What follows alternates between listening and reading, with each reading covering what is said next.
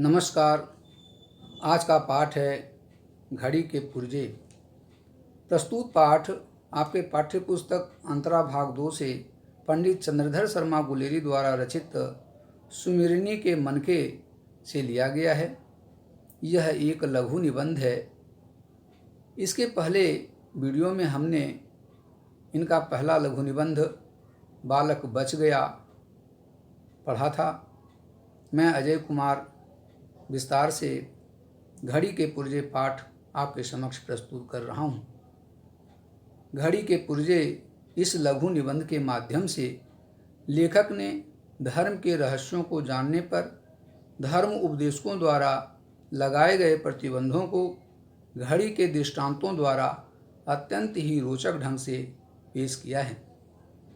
यहाँ लेखक धर्म की तुलना घड़ी से की है। इसका तात्पर्य यह है कि धर्माचार्य जिन्हें धर्म का ज्ञान है वह आम लोगों को धर्म के रहस्यों की जानकारी पाने की इच्छा करने पर प्रतिबंध लगाते हैं। धर्माचार्यों का मानना है कि धर्म के बारे में जितना बताया जाए उसे बिना अन्वेषण के ही मान लेना चाहिए, स्वीकार कर लेना चाहिए एवं संतुष्ट हो जाना चाहिए। उसके रहस्यों को जानने हेतु अधिक उत्सुकता नहीं दिखाना चाहिए।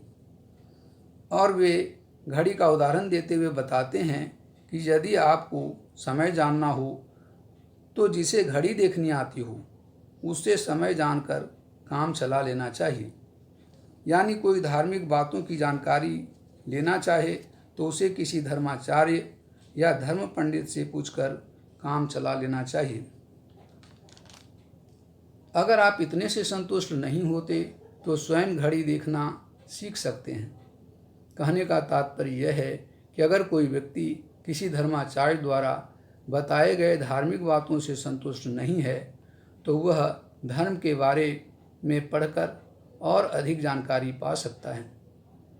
किंतु मन में यह इच्छा नहीं करनी चाहिए कि घड़ी को खोलकर इसके पुर्जे गिनकर उन पुर्जों को यथास्थान लगाकर घड़ी बंद कर दें। यानी धर्म के अंदर घुसकर धार्मिक मान्यताओं एवं अंधविश्वासों पर उंगली उठाकर या प्रश्न चिन्ह लगाकर धर्म में कोई परिवर्तन करने का अधिकार किसी अन्य को नहीं है। यह अधिकार सिर्फ धार्मिक पंडितों, धर्माचार्यों या धर्म के ठेकेदारों को ही है। यह काम किसी साधारण व्यक्ति का नहीं है। जिस प्रकार घड़ी के पुर्जे को खोलना फिर उसे यथावत लगा देना किसी घड़ी विशेषज्ञ का काम होता है, उसी प्रकार धर्म के रहस्यों को जानना भी केवल धर्माचार्यों का काम है। यहाँ लेखक यह कह रहा है कि घड़ी खोलकर ठीक करना कोई कठिन काम नहीं है। साधारण व्यक्ति भी घड़ी को खोलकर ठीक करना सीख लेते हैं और दूसरों को भी सिखाते हैं।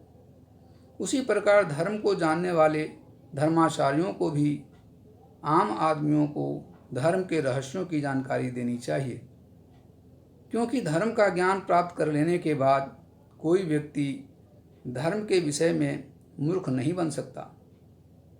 लेखक का यह भी मानना है कि यदि धर्माचार्य धर्म के बारे में लोगों को शिक्षित करेंगे तो इससे यह भी पता चलेगा कि स्वयं उन्हें धर्म की कितनी जानकारी है। इस पाठ के माध्यम से लेखक धर्म का ठेकेदार समझने वाले धर्माचार्यों पर व्यंग्य करते हुए कहते हैं कि ये लोग दूसरे लोगों को धर्म की रहस्यों को जानने से रोकते हैं क्योंकि स्वयं उन्हें धर्म की पूरी जानकारी नहीं है। इस प्रकार यह पाठ यहाँ समाप्त होता है। अब गृह कार्य हेतु प्रश्न नोट करें और इसका हल अवश्य करें।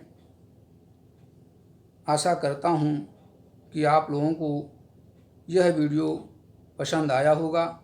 इसे अधिक से अधिक शेयर करें, लाइक करें एवं सब्सक्राइब जरूर करें। धन्यवाद।